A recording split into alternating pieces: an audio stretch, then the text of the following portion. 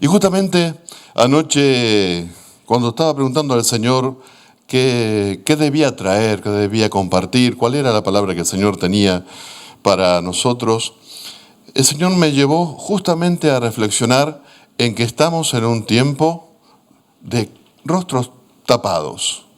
Tenemos un tiempo de esto, de mascarillas, de rostros cubiertos.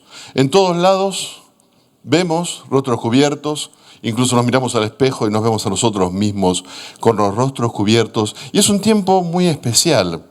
Pero también el Señor me llevó a entender tipológicamente el tema del rostro cubierto y a buscar un poco en las Escrituras las veces en que se habla de rostros cubiertos. No hice una búsqueda exhaustiva, pero hay muchos ejemplos los cuales nos pueden traer, creo, una enseñanza espiritual a nuestras vidas. Porque, bueno, primeramente, esto no es una predicación en contra o a favor de usar mascarillas, no tiene nada que ver con esto. Todo lo que hable va a ser con un significado espiritual, no el de las mascarillas, porque tal vez alguno diga, bueno, es que dice el pastor Norberto que nos quitemos las mascarillas y salgamos sin mascarillas o vengamos del culto sin mascarillas o algo así. No tiene nada que ver con eso lo que quiero compartir en esta tarde. Hay varios casos y uno es el primero que el Señor me trajo a la mente anoche. De hecho, preparé el mensaje hoy por la mañana, pero anoche el Señor me venía dando estos nombres y estos casos y iba en el móvil, iba ahí apuntando estos nombres. Y el primer nombre es el nombre de Rebeca. Esto está en Génesis capítulo 24, versos 61 al 67. Rebeca. Vamos a ver un poco a leer estos versículos. Si me acompañáis, Génesis 24, 61 al 67. Isaac no tenía esposa. Entonces Abraham mandó a su siervo a buscar esposa de entre la familia de la fe, de entre la familia, que no fuera a buscar mujeres entre los filisteos. Aarón, no decimos, ¿no? El dicho de los jóvenes, no. Bueno, pero no hay que buscar pareja entre los filisteos. Pero bueno, en privado, si alguien quiere, le decimos estos consejos. Pero bueno, dice, y se levantó Rebeca con sus doncellas y montadas en los camellos, siguieron al hombre. El siervo, pues, tomó a Rebeca y partió. En este caso, es que no quiero hacerlo muy largo, pero este siervo había ido hacia el norte de lo que hoy es la tierra prometida, y ahí se habría encontrado con la familia de Abraham y con una sobrina, con Rebeca. Y esta Rebeca entendió el siervo que era la mujer que tenía que llevar para que fuera la esposa de Isaac. Qué tiempos aquellos, ¿no? En los cuales un criado decidía quién era la mejor esposa para una muchacha, ¿no? Hoy en día, como para que alguien le diga, no, tú te tienes que casar con fulano, con mengano. Mira, ahí atrás tenemos a Carol y a Dani. Yo no sé si os obligó algún siervo a casaros, nadie os señaló, tú, no. Josué.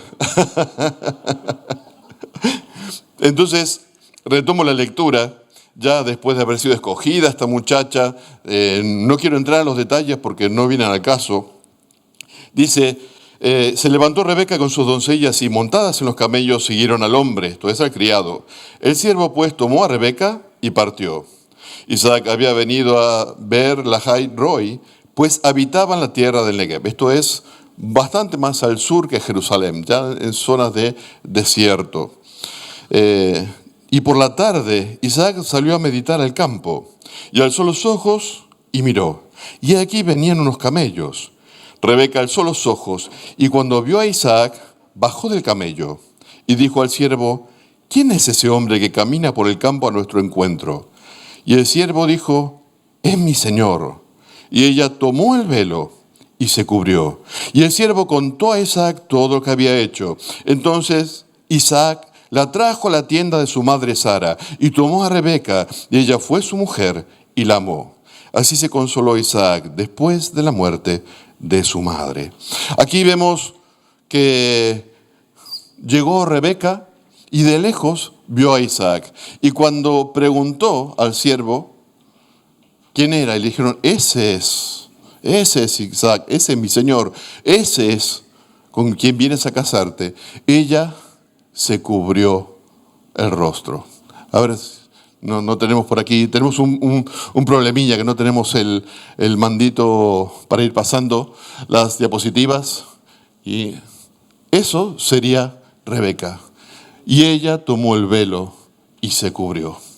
No se cubrió por coronavirus, se cubrió porque era signo de decoro, de modestia, de sencillez. Era lo que se esperaba de una mujer virtuosa, que se cubriera el rostro. Y en este caso, ella tomó el velo y se cubrió. No hizo falta que nadie le dijera nada, porque las mujeres en esa época se cubrían y no lo hacían ante un siervo, pero sí lo hacían ante un señor.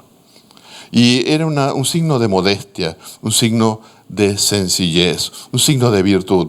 Y este es, de repente, la primera cosa por la cual, o el primer motivo, la primera motivación por la cual alguien puede tener que cubrirse el rostro. En este caso era por una cuestión de modestia, por una cuestión de virtud, porque era lo que debía ser una muchacha virtuosa. Podríamos ver la palabrita en el griego que dice allí cuando, que usa el hebreo, cuando dice cubrir. Es una palabrita que no pronunciaré, porque mejor que no la pronuncie, porque se me trabará la lengua indefinidamente si la pronuncio. Pero sí, es una palabra que se usa mucho. Y no solo para cubrir, para tapar, entre otras cosas se usa para perdonar. Porque en el Nuevo Testamento encontramos que dice que el amor cubrirá multitud de faltas. Lo que significa es que el amor perdonará. Pero bueno, no que quiero desviar tampoco para ningún otro lado. Seguimos porque hay otro personaje más, otra muchacha. En este caso se llama Tamar. También hay un texto bíblico, Génesis capítulo 38, versos del 6 al 15. Aquí también hay otra muchacha que se tapó el rostro por motivos muy, muy, muy diferentes. Y vamos a verlos. Dice así la palabra de Dios. Entonces Judá tomó mujer para su primogénito, la cual se llamaba Tamar. Pero primogénito de Judá, era malvado ante los ojos del Señor, y el Señor le quitó la vida. Tamar quedó viuda por primera vez. Entonces Judá dijo a Onán, llégate a la mujer de tu hermano, y cumple con ella tu deber como cuñado, y levanta descendencia a tu hermano. Y Onán sabía que la descendencia no sería suya, y acontecía que cuando se llegaba a la mujer de su hermano, derramaba su semen en tierra, para no dar descendencia a su hermano. Pero lo que hacía era malo ante los ojos del Señor, y también a él le quitó la vida. Tamar, viuda por segunda vez. Hacemos una pausa aquí para explicar lo que pasa y después seguimos. En esa época, y luego en la ley de Moisés quedó firme, existía lo que se llama o se llamaba el levirato. Y el levirato consistía en que si una mujer quedaba viuda, y sobre todo si quedaba viuda sin descendencia, a un hermano o a un pariente cercano del marido debía acogerla como mujer. Y los hijos que nacieran de esa unión no serían en este caso, de Onán, sino que serían del primer marido que murió sin descendencia. Entonces vemos que el primer marido, era mala persona y Dios, para usar términos teológicos, se lo cargó. El Señor dijo, basta, lo barro de la tierra. Pero el segundo hijo, estamos hablando de los hijos de Judá, no estamos hablando de unos filisteos. El segundo, Onán, cuyo nombre es muy famoso, ¿qué hacía? Aceptó la obligación a regañadientes de llegarse a la mujer de su hermano muerto, de Tamar, pero no quería darle descendencia, porque le convenía más que Tamar no tuviese descendencia y repartir entre menos la herencia. Entonces, ¿qué hacía? Bueno, eso tiene un nombre técnico también, pero la cuestión era que lo que hacía era un método anticonceptivo natural. No vamos a entrar en detalles. ¿Y qué pasó? Eso también desagradó al Señor, porque él tenía la obligación delante de Dios de dar descendencia a su hermano. Y entonces Onán también, ¿qué fue? Fue cortado de la tierra. Dice entonces, pero lo que hacía era malo ante los ojos del Señor y también a él le quitó la vida. Pero quedaba un tercer hermano. Así que Tamar todavía tenía esperanzas de no quedarse sola y no quedarse sin descendencia. Recordemos que también en Israel era un fuerte oprobio no tener descendencia, no tener hijos. Era una señal de castigo divino. Verso 11. Entonces Judá dijo a su nuera Tamar, quédate viuda en casa de tu padre hasta que crezca mi hijo Sela, el tercer hijo. Dice, pues pensaba, temo que él muera también como sus hermanos. Así que Tamar se fue y se quedó en casa de su padre. Escuchamos lo que dijo. Quédate viuda en casa de tu padre hasta que crezca mi hijo Sela, pues pensaba, temo que él muera también como sus hermanos. Quebrantó un mandato divino, una instrucción clara, divina, por las dudas. No vaya a ser que mi tercer hijo también muera. A ver si el problema es ella, ¿no? Que es una viuda negra. O a ver si tiene mala suerte. Claro. Entonces, ¿qué hizo el piadoso Judá? Entonces, mandar la casa de los padres. Hoy diríamos que tiró el balón hacia adelante. Para decir, bueno, mira, vamos a esperar que Sela crezca. Y entonces tú quédate viuda mientras tanto, y cuando crezca Sela, ya veremos. No dice aquí qué edad tendría, tal vez era un adolescente. Y entonces tenía sentido que esperara, aunque se casaban muy jóvenes en aquella época, porque también la mayoría solía morir muy joven. Entonces, verso 12, pasaron muchos días, y murió la hija de Súa, mujer de Judá, y pasado el duelo, Judá subió a los trasquiladores de sus ovejas en Timnat, él y su amigo Hira Adulamita. O sea, Judá dejó pasar el tiempo, quedó viudo él, y Tamar estaba allí, triste y solitaria, y esperando todavía. Y así se lo hicieron saber a Tamar, verso 13, diciéndole, he aquí tu suegro sube a Timnat a trasquilar sus ovejas. Entonces ella se quitó su ropa de viuda y se cubrió con un velo. Se envolvió bien y se sentó a la entrada de Naim, que está en el camino de Timnat, porque veía que Sela había crecido y ella aún no le había sido dada por mujer. Cuando la vio Judá, pensó que era una ramera, pues había cubierto el rostro. No vamos a seguir con la historia, pero se acuesta con ella, tiene descendencia, la acusa, intenta matarla, hacerla matar porque había sido una insensata y una impura y muchos adjetivos más. Y cuando ella le mostró unos objetos que había tenido de él, reconoció Judá que él se había equivocado y que ella había actuado con justicia. Pero aquí, porque no quiero extenderme hacia los costados de las historias, vemos que ella se quitó el traje de viuda y se puso un velo. También las prostitutas solían ocultarse tras un velo. Entonces se envolvió bien y se sentó a la entrada del camino a esperar a su suegro. Y Judá la vio y no la reconoció, pensó que era una ramera, pues había cubierto el rostro. En este caso, a diferencia del caso de Rebeca, Tamar se cubrió el rostro para no ser reconocida, para de alguna manera engañar. Y aquí entonces vemos que engañó a Judá, su suegra, para no quedar con el oprobio de no tener un hijo. Y claro, Judá en este caso la había empujado a obrar a ella, tal vez exageradamente audaz. Pero vemos ya dos casos. Vamos a otro caso más, a ver por dónde andamos. Vamos a la Tsunamita, en Cantares, o Cantar de los Cantares 1.7.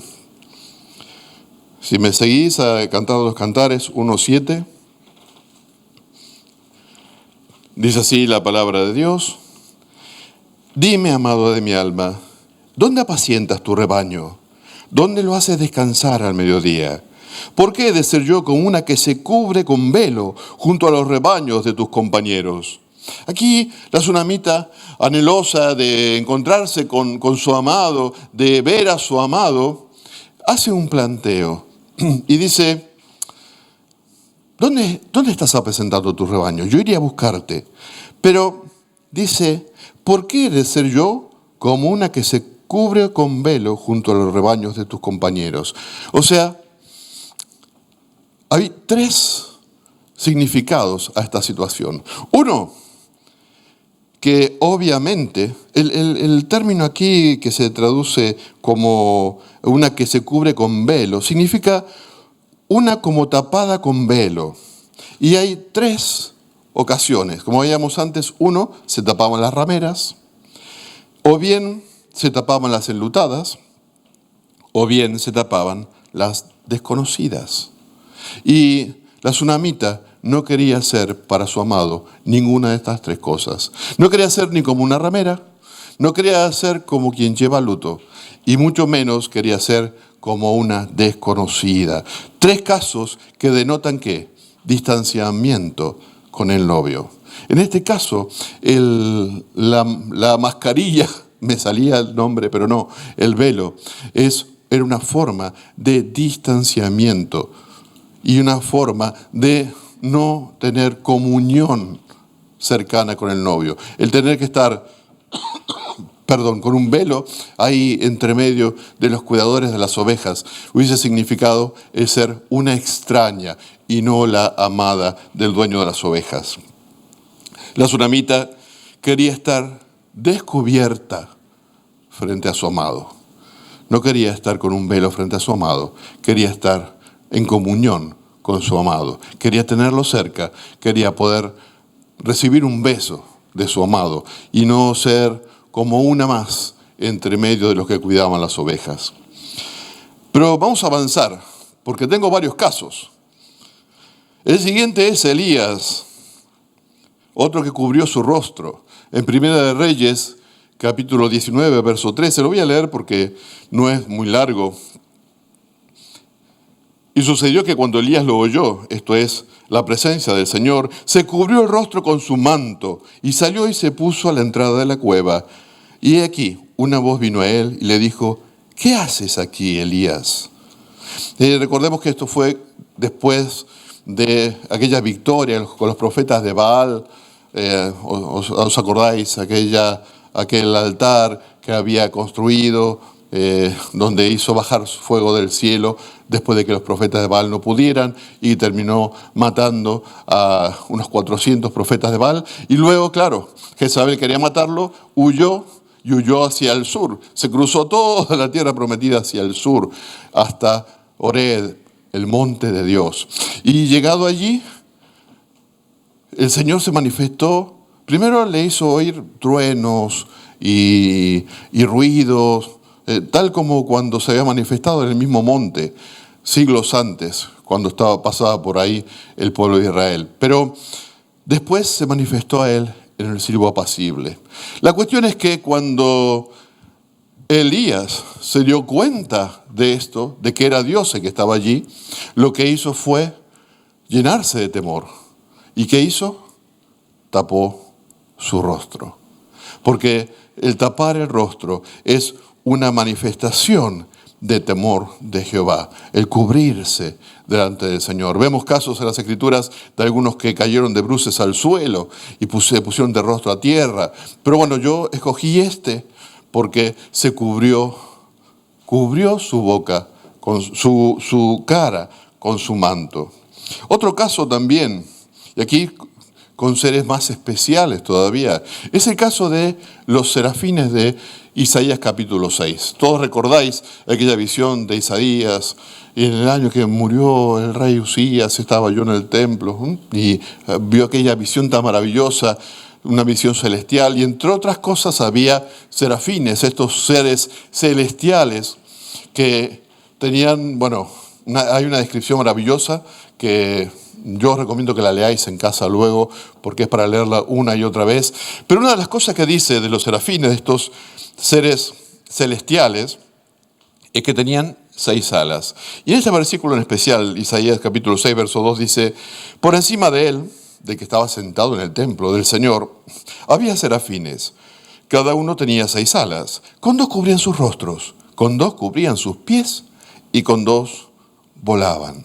Aquí vemos que usaban 2 alas para cubrir su rostro y 2 alas para cubrir sus pies. Y solo 2 para volar, por la profunda reverencia que tenían estos seres celestiales delante de la presencia del Señor. Y aquí yo puse en la diapositiva, temen a Dios, no temieron a Dios, porque lo que vio Isaías sigue pasando y vamos a verlo Dios mediante pronto. Cada uno tenía 6 alas, con 2 cubrían su rostro, con 2 cubrían sus pies y con 2 volaban. La manifestación de reverencia, de temor de Dios, del temor a la grandeza y la santidad de Dios, lleva, aún actualmente, a estos seres celestiales a cubrir sus rostros y cubrir sus pies en manifestación de temor de Dios, de reverencia ante la grandeza de Dios. Y por último, quiero llegar a un personaje que tuvo varias situaciones en las cuales tuvo que cubrirse la cara, pero fue evolucionando, no según Darwin, sino según la obra del Espíritu Santo en él. Fue evolucionando porque tuvo un primer encuentro, pero luego tuvo otros encuentros y otras experiencias con el Señor en la cual él iba madurando y la experiencia era diferente. Así que aquí en Moisés no pongo un texto bíblico, porque voy a hablar de varias etapas con el velo. La primera etapa, Moisés se tapó la cara por temor. Vamos allí. A ver, está por ahí, sí. Éxodo 3, 1 al 6. Dice así la palabra de Dios en Éxodo 3, 1 al 6. Esto lo conocemos mucho. Y Moisés apacentaba el rebaño de Yetro, su suegro, sacerdote de Madián, y condujo el rebaño hacia el lado occidental del desierto, y llegó a Horeb, el monte de Dios. Y se le apareció el ángel del Señor en una llama de fuego, en medio de una zarza. Y Moisés miró, y he aquí la zarza ardía en un fuego, y la zarza no se consumía. Entonces dijo Moisés, me acercaré ahora para ver esta maravilla. ¿Por qué la zarza no se quema? Cuando el Señor vio que él se acercaba para mirar, Dios lo llamó del medio de la zarza y dijo, Moisés, Moisés. Y él respondió, heme aquí. Entonces él dijo, no te acerques aquí, quita las sandalias de tus pies, porque el lugar donde estás parado es tierra santa. Y añadió, yo soy el Dios de tu padre, el Dios de Abraham, el Dios de Isaac y el Dios de Jacob. Entonces Moisés cubrió su rostro porque tenía temor de mirar a Dios. Aquí vemos que Moisés, después de pasar por todo un proceso, y él pasó un proceso de desierto de 40 años. ¿Os acordáis la historia resumida? Con 40 años él quiso ayudar a un hebreo que estaba siendo maltratado por un capataz egipcio, al que mató y tuvo que huir de Egipto. Y se refugió finalmente en el desierto y ahí se casó con la hija de Yetro y cuidaba las ovejas de Yetro. Y ahí estaba, en Horeb, el monte de Dios, otra vez, el mismo monte, pero esto fue antes. Y tuvo una visión, vio algo. Vio que había zarza ahí que ardía y no se consumía. Y entonces dijo, allá voy, vamos a ver qué es. Y Dios lo paró. Dijo, no, para Moisés, espera allí. El lugar que estás pisando es tierra santa. Así que quítate el calzado de tus pies, porque es un lugar de reverencia. Cuando Moisés se dio cuenta de esa realidad, no solo sacó los zapatos de sus pies, sino que, ¿qué dice? Entonces Moisés cubrió su rostro porque tenía temor de mirar a Dios, porque nadie verá a Dios y vivirá. Dios se manifiesta y a veces tiene algunas manifestaciones y nos permite ver esas manifestaciones, pero nadie verá a Dios y vivirá. Pero esa fue la primera experiencia de Moisés con un velo. Él tuvo ese encuentro, quedó seguramente altamente impactado y lo que hizo con total sabiduría fue cubrir su rostro. Así como Isaías, en el capítulo 6, cuando tuvo esa visión de Isaías de mí, porque siendo hombre de labios impuros y habitando en medio de un pueblo de labios impuros han visto mis ojos al rey. Isaías tenía cierto que iba a morir. Finalmente fue redimido, pero bueno, esa es otra historia. Pero aquí Moisés tuvo esa primera historia y lo que tuvo fue temor. Pero avanzó la experiencia y la relación de Moisés con Dios. Y Moisés fue creciendo en esa relación con Dios. Y la segunda oportunidad no fue justamente Moisés quien se cubrió el rostro, sino que fue Dios quien cubrió el rostro de Moisés. Algo que suena más raro, ¿no? Pero tiene que ver con lo que hablábamos recién. Vamos a leer los textos. Éxodo 33, 18 al 23. Aquí, después de un gran enojo de Dios con el pueblo de Israel en el desierto, hubo ahí un tiempo de Moisés de intercesión y finalmente le dijo a Dios que quería verlo, que quería ver. Gracias. La estaba necesitando.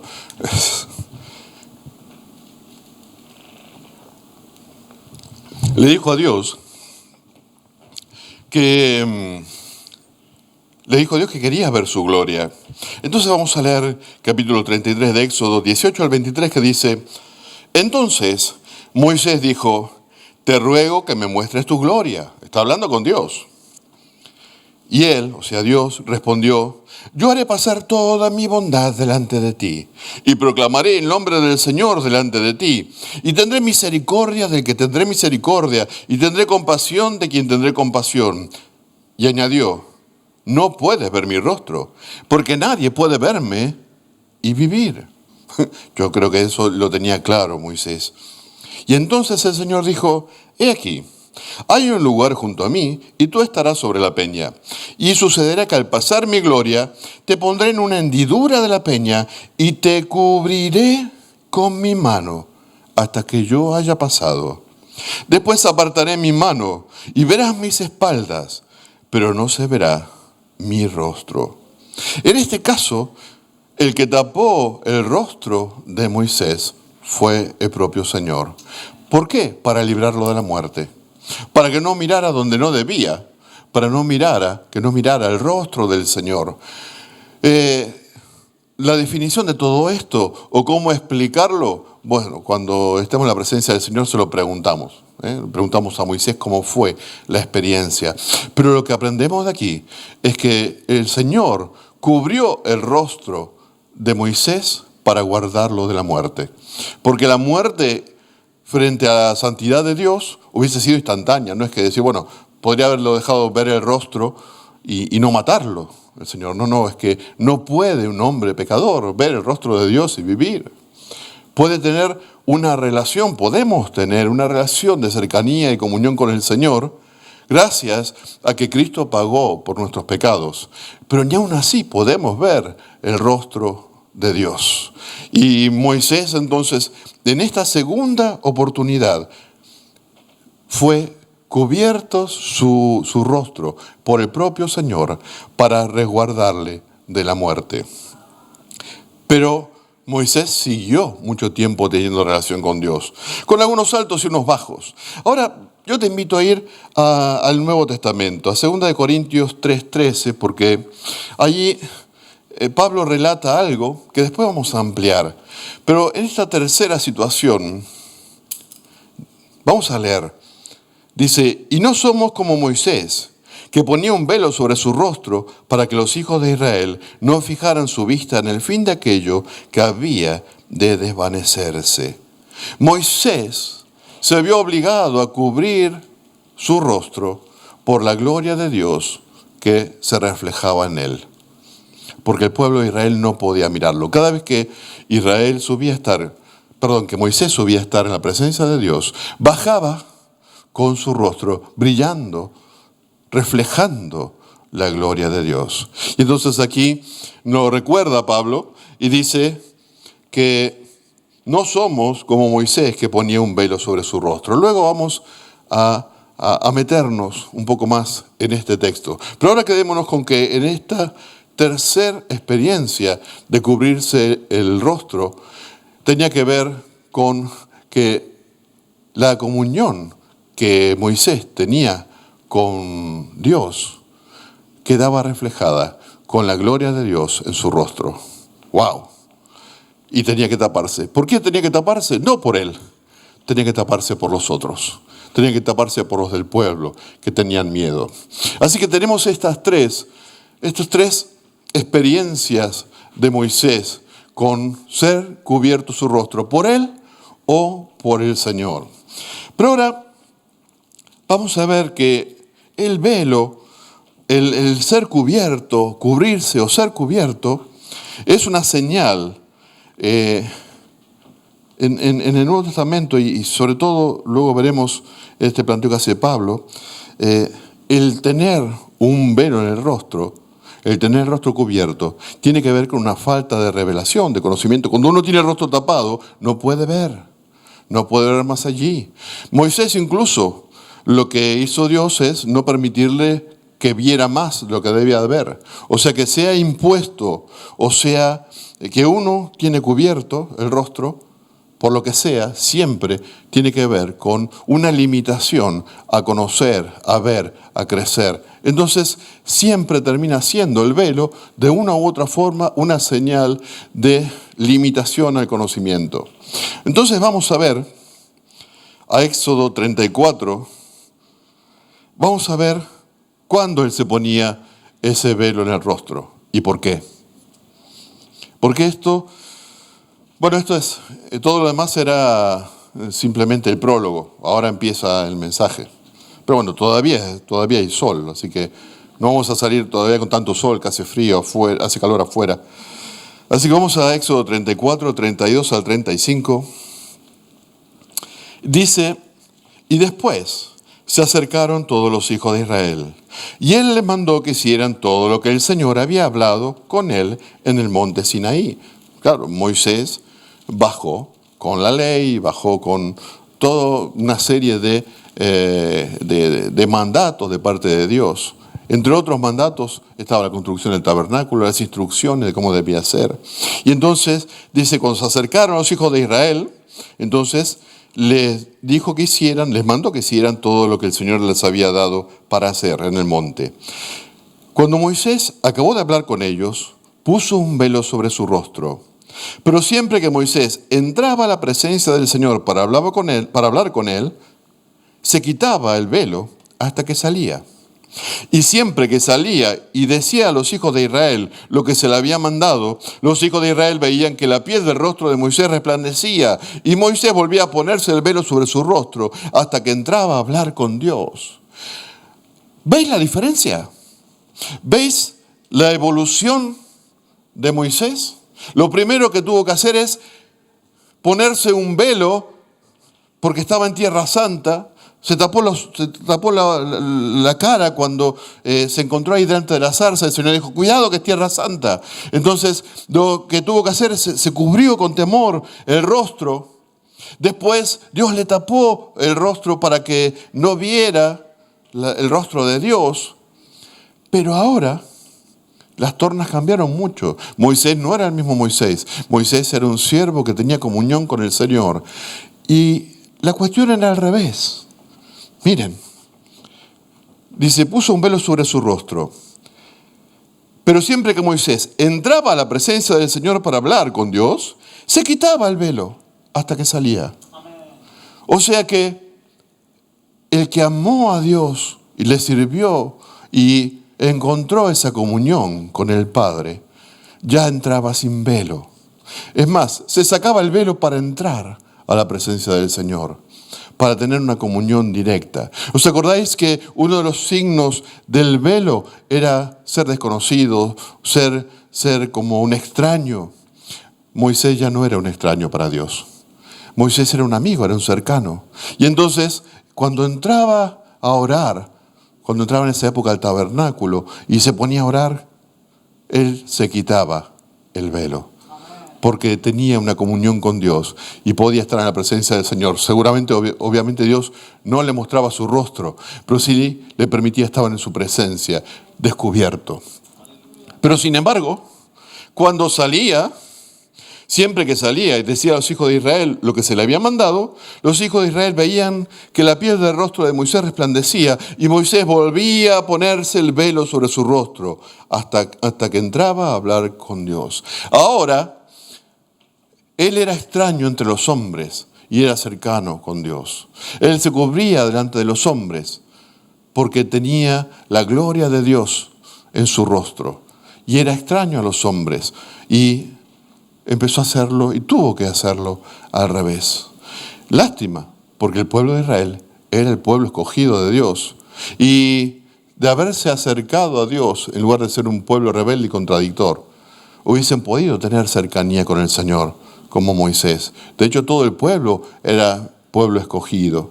Y si bien Moisés fue escogido como la herramienta de Dios para la libertad del pueblo de Israel, pero todos los israelitas eran parte de, todos los hebreos, vamos a hablar diferente, todos los hebreos eran parte de ese pueblo, de esa descendencia de Abraham que Dios llamó para redimir. Por tanto, era una pena, pero yo aquí escribí algo. Cuando no tenemos una relación con Dios, mantenemos delante de Él el corazón y el rostro cubierto. Si no tenemos una relación correcta con Dios y encubrimos nuestro corazón delante de Dios, también tendremos un velo. Nosotros estamos poniendo un velo delante de nuestra cara, de nuestro rostro, cuando ponemos un velo en nuestro corazón. Y cuando alcanzamos, por su gracia, una relación con el Señor, mantenemos tanto el corazón como el rostro descubierto delante de Él. Entonces tenemos entrada a la presencia del Señor, tenemos entrada a cara descubierta hasta el trono de la gracia. Podemos entrar, ¿por qué? Porque se pagó el precio para que pudiésemos entrar. Y entonces, como una novia seríamos y no como una prostituta.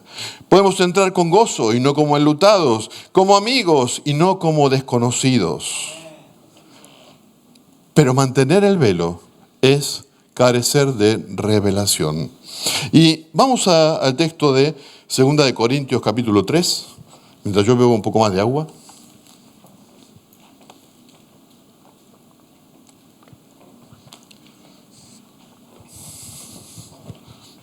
Menos mal que es agua.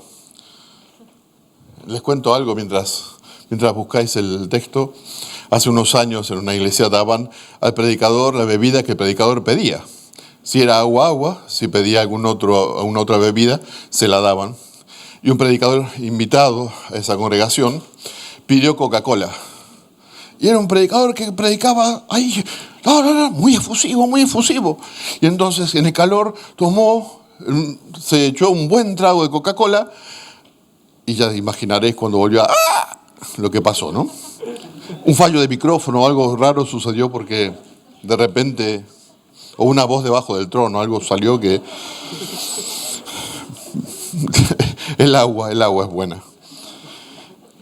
Mantener el velo es carecer de revelación. Vamos a volver entonces a 2 Corintios capítulo 3, versos 13 al 18 y dice: y no somos como Moisés. Y esto lo dice Pablo, hablando de él y de los otros cristianos.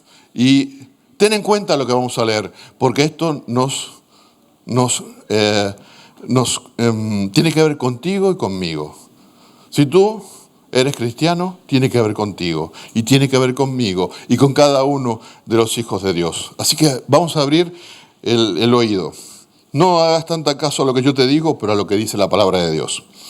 Dice, y no somos como Moisés, que ponía un velo sobre su rostro para que los hijos de Israel no fijaran su vista en el fin de aquello que había de desvanecerse. Vamos a parar aquí.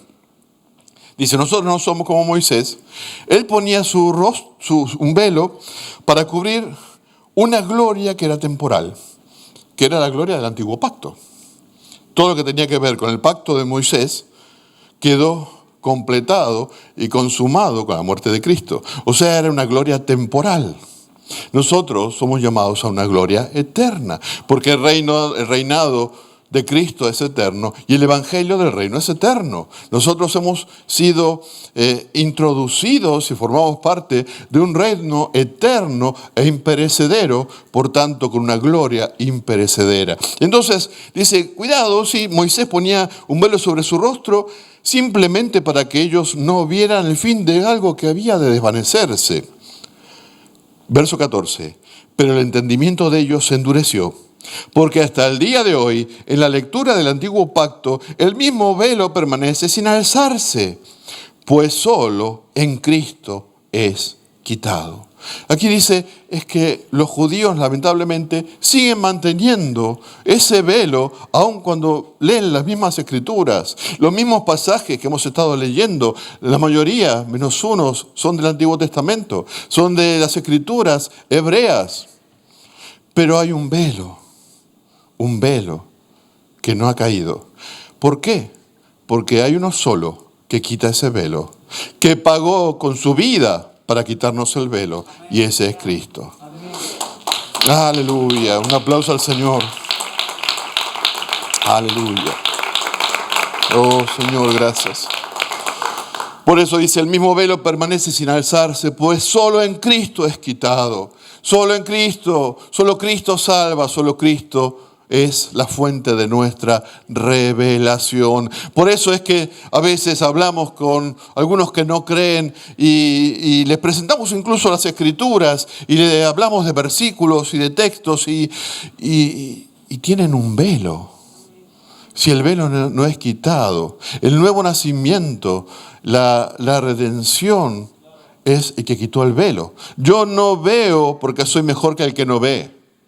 Yo veo porque el Señor tuvo gracia conmigo y Él me abrió los ojos, Él me quitó el velo. No hay ningún mérito en mí, por tanto, no debemos menospreciar al que no ve. Debemos orar por el que no ve para que alcance misericordia y gracia y su velo caiga.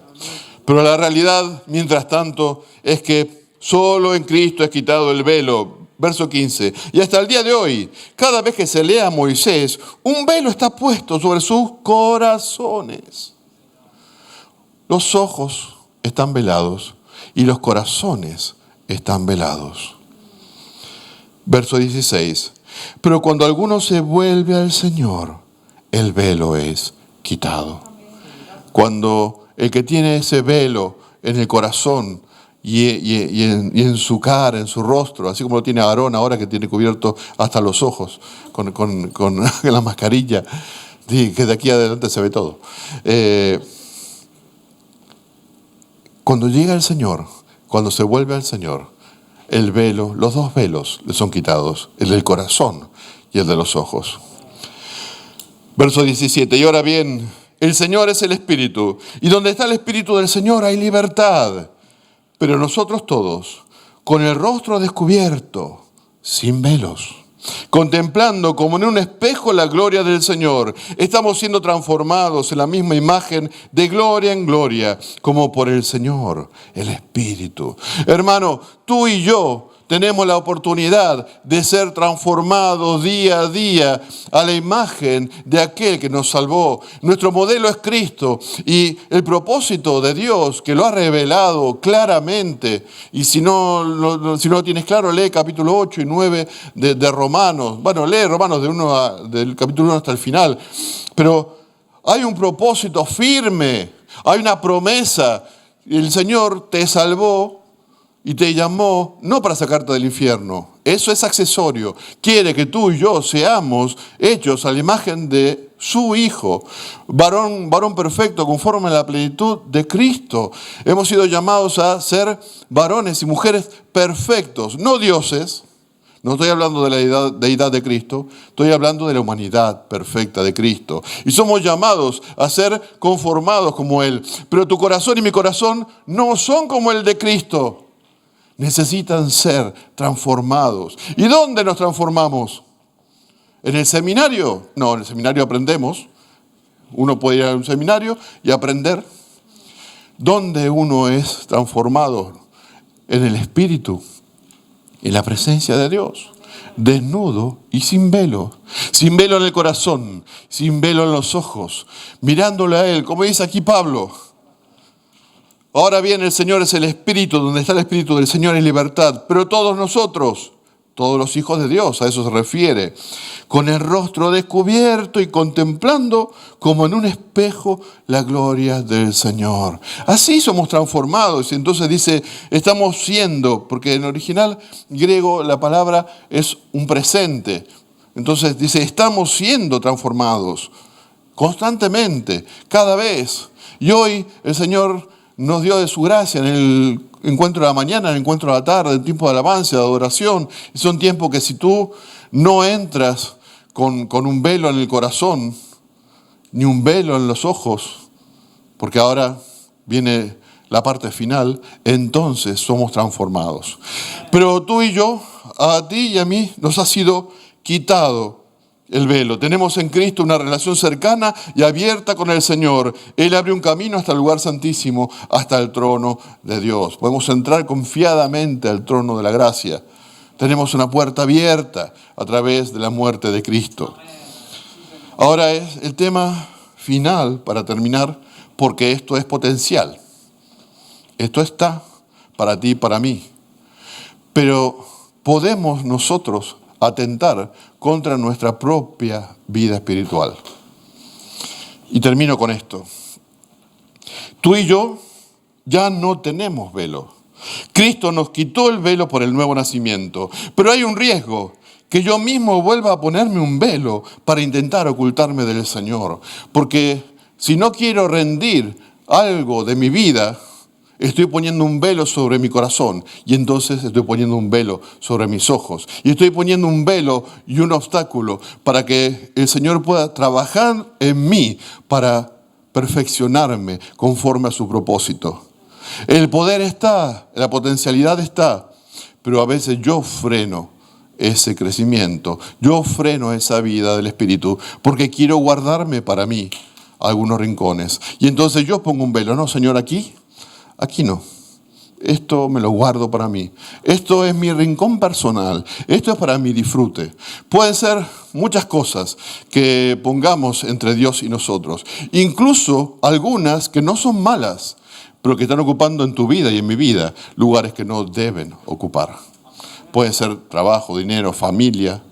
Puede ser un nieto, un hijo, una hija, un cónyuge, un novio, una novia, un trabajo, un título, un juego, al Fortnite, a matar ahí. Muchas cosas pueden estar frenando nuestra vida, pueden ser un velo que está cubriendo nuestro corazón. ¿Y de quién lo cubrimos? Queremos cubrirlo de Dios. Lo que estamos haciendo es decir, Señor, aquí no. Y entonces está como en Apocalipsis que el Señor dice, yo estoy a la puerta y llamo. Pero si me abres, entraré, cenaré contigo. Pero si no me abres, no puedo hacer la obra que quiero hacer contigo. Porque tú me estás cerrando la puerta. Y eso es algo que pasa en nuestra vida muchas veces. Por eso el Señor tiene que tratarnos de tantas maneras. El Señor tiene que pasarnos por muchos años de desierto, por pruebas, por diferentes situaciones, hasta que vamos quebrantando trocito a trocito ese velo para dejar al descubierto sinceramente delante del Señor nuestro corazón. Hasta que no terminemos de negarle al Señor su lugar, entonces el Señor no podrá completar su obra en nosotros. Y la obra que Él tiene para nosotros es maravillosa. Y tenemos ese potencial que no tuvo, por ejemplo, el pueblo de Israel, la nación, el pueblo escogido, con todo lo amado que es de Dios. Sin embargo, siguen con el velo. Sin embargo, no han alcanzado como comunidad, como colectivo, no han alcanzado esta gracia de mirar al Salvador. Claro que hay cantidad de judíos que se han encontrado con el Salvador y, como dicen muchos de ellos, se han completado. Muchos judíos dicen, no, yo no me he salvado, yo me he completado. Yo esperaba al Mesías y resulta que el Mesías había venido y entonces ahora lo encontré. Mi fe está completa. Pero nosotros que hemos sido atraídos, nuestro velo ha sido quitado, la entrada la tenemos, ¿por qué seguimos sin entrar a la presencia del Señor a cara descubierta? ¿Por qué seguimos sin ser transformados a la imagen de nuestro Señor? Porque nosotros nos estamos poniendo velos. Dios los quitó y nosotros los volvemos a poner. Para terminar, aquí puse simplemente como un pensamiento, ¿no? Amados, tengamos la actitud de Moisés, corazón y rostro sin velo delante del Señor, con integridad, humildad y reverencia. Le llevó décadas de trato a Moisés, 40 años en el desierto cuidando ovejas. Como siempre digo, salió con un máster en idioma ovejo. Él podía hablar, traducir en ovejo simultáneamente. Seguramente no olía a rosas, no olía a un perfume de Hugo Boss, ni nada por el estilo. Pero empezó prontito a oler a Dios. Desde ese encuentro en la zarza, fue el primero. Antes había querido ser salvador del pueblo con sus propias fuerzas y su lugar siendo hijo de la hija de Faraón. Pero Dios no necesitaba eso. Dios necesitaba a alguien ahí, postradito, avergonzado, cansado, quebrantado, que pudiese ser una herramienta dúctil en las manos del Padre, en las manos de Dios. Dios no usa tus fortalezas, Dios usa tus debilidades, porque en nuestras fortalezas le cerramos la puerta. En aquello que somos buenos, en la carne, entonces es el lugar donde le cerramos la puerta a Dios. Yo no lo necesito ahí, para esto yo soy bueno y me basto. Y a veces no lo expresamos así, pero lo vivimos así. Entonces yo te invito a que tú y yo, incluso que nos ayudemos mutuamente, a decir, bueno, a ver, ¿te has quitado la máscara? ¿Te has quitado el velo? Claro que tenemos que seguir usando mascarillas, pero ¿sabes qué? Que tengamos que usar cada día mascarillas nos puede servir de recordatorio. Es decir, hoy me puse la mascarilla para salir, para no contagiar a nadie y no ser contagiado de coronavirus. Pero me quité la mascarilla de mi corazón, me quité la mascarilla de mis ojos delante de mi Señor.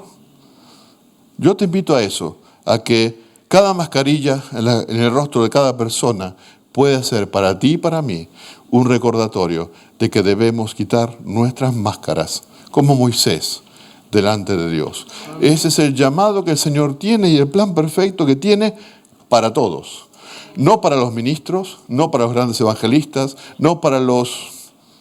Bueno, antes hablaba de los serafines, ¿no? Y ahora es un nuevo ministerio que algunos llaman serafines, ¿no? O que van buscando ya, se le acaban los nombres ya, y querubines, serafines, no querubines eran, querubines, ¿no? No hay diferencia. El mismo plan es para todos. No importa qué llamado tengas, qué lugar en el cuerpo, tú eres un hijo amado y el proyecto de Dios para tu vida es que alcances a ser un hombre o una mujer perfectos, completos, conforme a la estatura de la plenitud de Cristo. Amén. Así que, adelante, hermano, que el Señor te bendiga.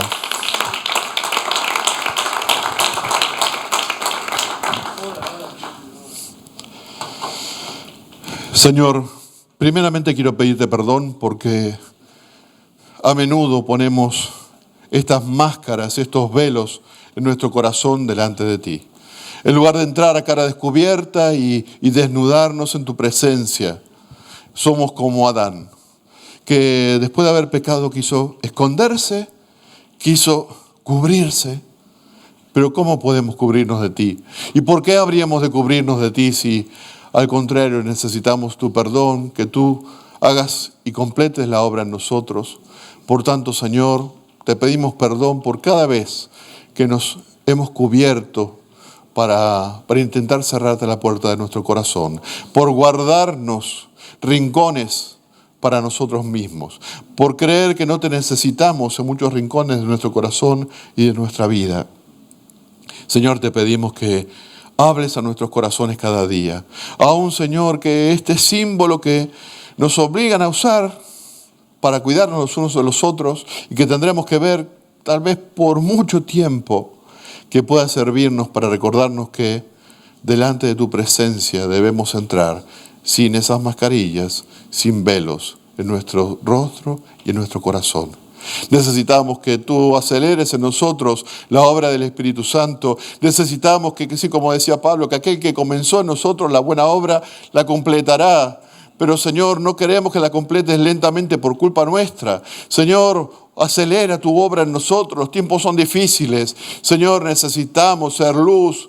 Así como nos hablaba el pastor Juan Carlos, que veía que en medio de las tinieblas y del caos y la confusión, había luces que se levantaban en medio de la adoración del pueblo. Señor, que podamos vivir una vida así, Señor, que podamos vivir cada día así, que podamos ser adoradores que te adoran en espíritu y en verdad todos los días de nuestra vida, porque yo te adoro, pero soy un adorador. Señor, tengo una vida que sirve de adoración a ti, todo lo que hago te glorifica, Señor. Señor, te pido que obres en nosotros poderosamente. Te pido que llenes a cada uno de tus hijos de esta congregación y de todo tu pueblo, Señor, en Murcia, en España, en Europa. Señor, a cada uno que esté escuchando o viendo, Señor, a través de la radio, la televisión.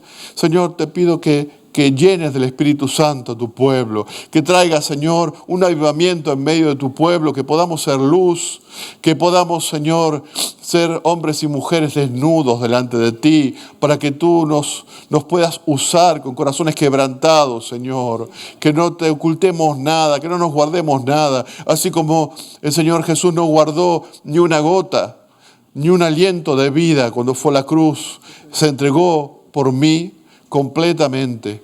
No dijo, bueno, yo voy a agonizar unas horas y ya después me bajo de la cruz, sino que entregó su espíritu por mí.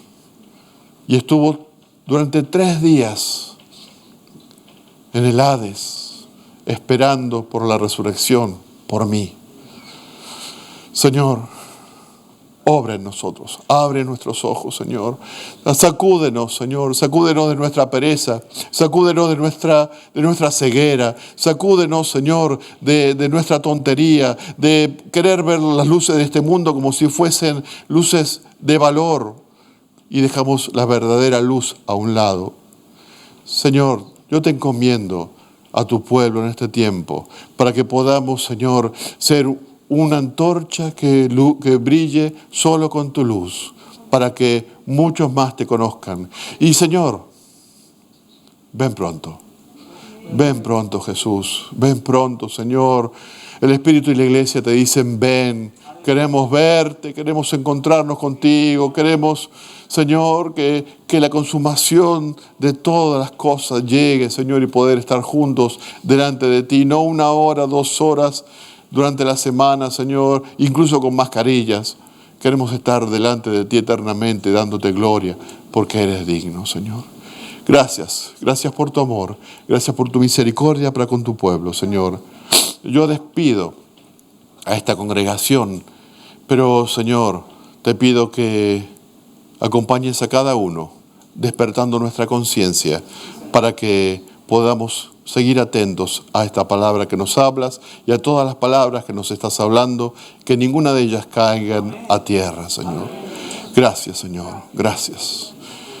Oh, bendice, Señor, tu pueblo, en el nombre de Jesús, Señor. Amén, amén, aleluya.